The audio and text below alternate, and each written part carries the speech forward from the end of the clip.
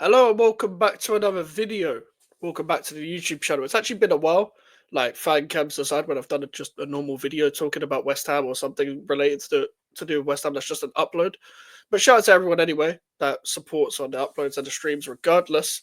And yeah, make sure to leave a like on the video. Make sure to subscribe if you are new. This is the first video of 2025, people. And listen, what did I say? If for everyone that's been here for supporting up for a year, which most of you have been here since the summer, I used to say every video, we're trying to hit 500 subscribers before the end of the year, and we reached that. We got a new one. We're trying to reach 1K by the end of the year. Well, way before the end of the year, hopefully. I'd like to think so anyway, but we're trying to hit 1K this year, is going to be the statement. We're trying to hit 1K this year. Everything else is a bonus, but 1K. But anyway, people, this video, Jarrod Bowen, I should have made this video yesterday, but New Year's Eve and all that. Might as well just done a stream instead, and that's what we did. But let's talk about it. Let's talk about it because this guy is our best player. It's not a conversation of who our best player is, apart from it's Jarrod Bowen, and that's it. It's conclusive. Conclusive? I think that's the right word. But also, this guy's our most key player, the most important player, our best finisher, our probably most likely to score a goal for us. I'm pretty sure he was reaching. I don't know how many he had this season, like 5 goals. Like, you gotta understand, yeah. Bowen in the right system is capable of getting 20 goals a season as a right winger. And that's what I maintained from the start of this season. The problem is the coach and all that, and you guys know my thoughts already. I'm not going to harp on about it because West Ham don't play today. However, Bowen's out now, and they're saying about Lopetegui's got 2 games left again and all that nonsense, meaning we'll probably get a result against either Villa or Man City, and the cycle continues. At this point, I don't really care, to be honest with you. But with Bowen out, we've got attacking options. Don't get me wrong, we've got attacking options. This hopefully means that Kudus will play in his right position. Then again, we saw against Bournemouth, by the way. What was the front three we started against Bournemouth? Was Paquetá on the right, Soler the 10, Kudus on the left, and Bowen up front. Paquetá played on the right, so Kudus can play on the left. The manager's very, very stupid. So I still think Kudus is somehow going to play on the left. He'll find a way. Even though Kudus in the first half against Liverpool, him playing on the right, you saw a different player. We still put him back on the left in the second half. And this is why I call the manager so many names under the sun. But the plan now is, like, are we even going to survive without Bowen? And when I mean survive, I don't mean the league, because look at the league. Look at it. The league is shocking, man. The league is shocking. I mean, every time I speak to my parents about, or my mum especially, it's always about, oh, we're getting relegated. And I'm meant to be the negative one. I'm meant to be the negative one in my family.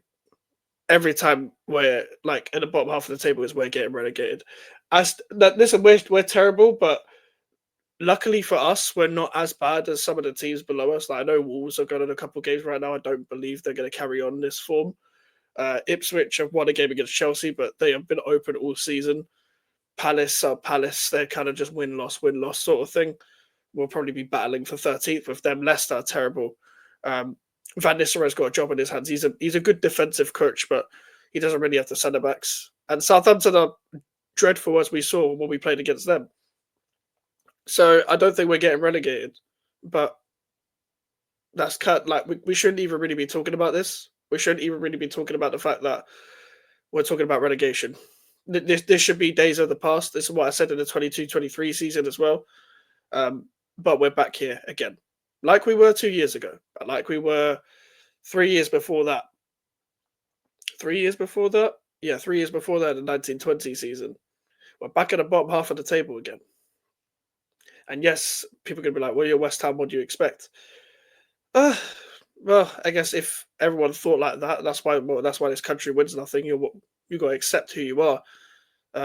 In this country, you can't hope for more, you can't wish for more, which is what I was wishing for last season. I was wishing for more. And then we've got even worse. We got, the sangria, the rest. So he's got Somerville, Kudus, and Guilherme as winger options. He's played Paquetá on the wing. He's played Soler on the wing. So I still think Luis Guilherme, despite being fourth choice winger, will not get any minutes. And the reason why I say this is because we're going into January now. I don't actually expect us to do any business, but we probably should get an attacker in now. I maintain that we shouldn't spend another penny under this manager, not even a loan fee, not even anything under this manager, because whoever's here should get the best out of what they have, in my opinion. The squad's not 13th level. It's not 13th level. I'm sorry, it's not. I'm not saying the squad's perfect. I don't like half of these players. Well, not half of them, like 3 or 4 of these players. 5 or 6 maybe. But for the most part, you should still be able to get the best out of what you have with the players that are meant to be our best players. If you just got the best out of 3 players at this club, I guarantee we'd still be like 7th or some shit, just because of the individual star power that we sometimes appear with the likes of Tadibo, Kilman, Wan-Bissaka, Bowen, Kudus, Packet, maybe not Paquetá this season, but you know what I mean.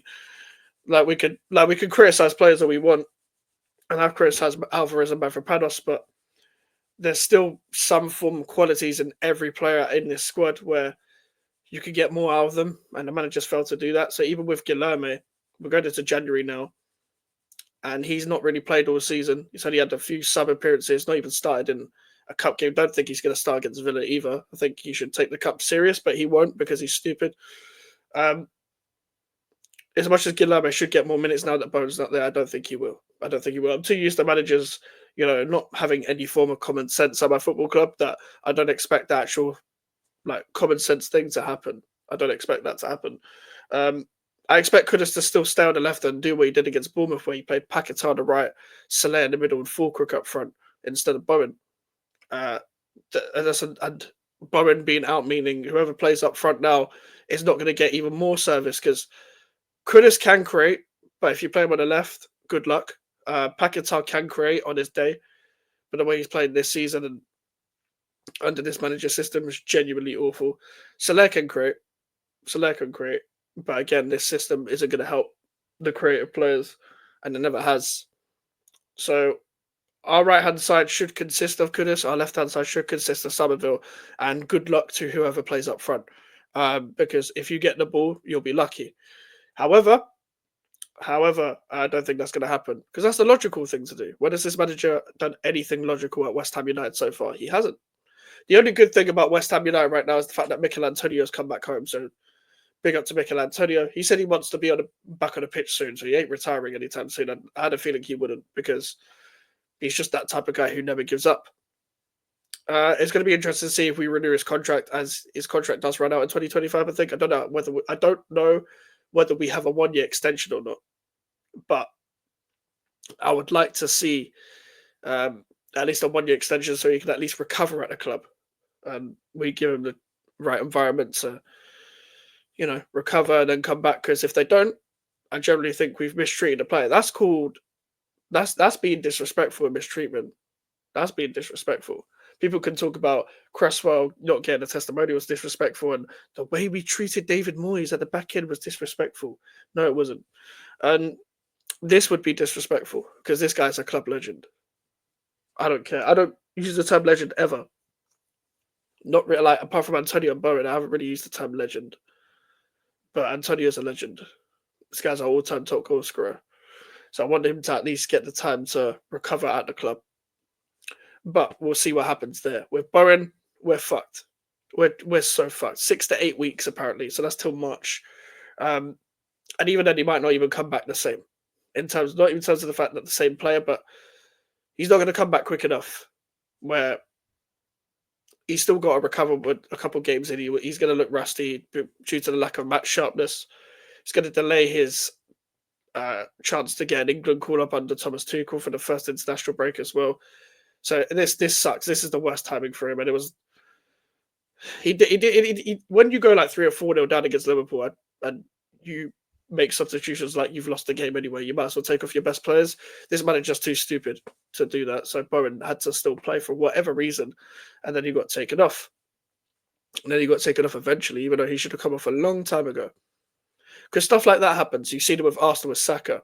They overplay him, and he's got a similar injury time span where he's going to You'll have to be back in like 5 to 6 weeks' time or whatever it is, which is ridiculous in itself.